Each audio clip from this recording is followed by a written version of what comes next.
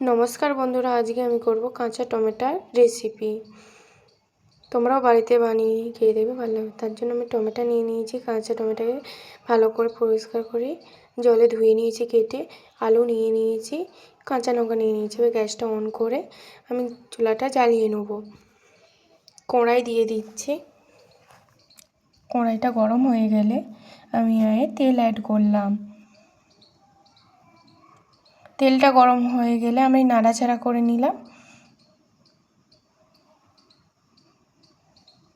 এবার আমি টমেটোটাকে দিয়ে দিলাম, দিয়ে নাড়াচাড়া করলাম। ভালোভাবে নাড়াচাড়া করে এবার আমি এতে নুন অ্যাড করলাম পরিমাণ মতন, দিয়ে মিশিয়ে নিলাম।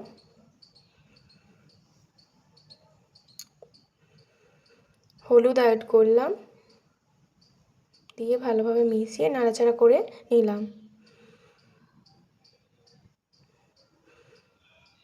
আমার নাড়া হয়ে গেছে টমেটোটাকে। এবার আমি একটা পাত্রে তুলে রেখে দেবো।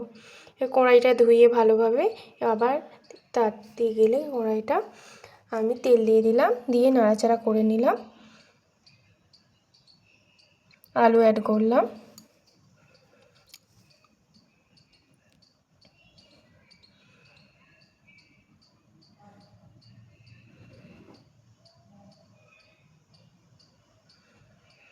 ভালোভাবে আলুটা নাড়া হয়ে গেলে আমি তাতে নুন দিয়ে দিলাম একটু।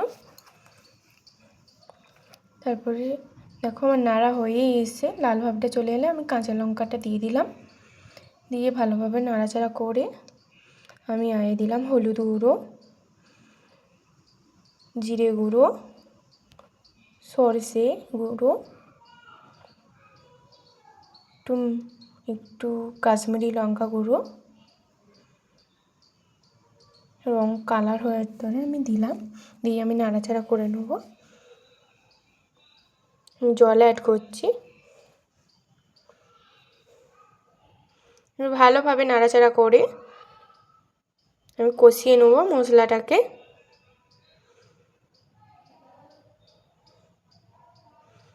পরিমাণ মতন জল দিয়ে দেবো আলুটা সেদ্ধ হওয়ার তরে। এবার একটা ঢাকা দিয়ে পাত্র দিয়ে ঢেকে দেবো ভালোভাবে।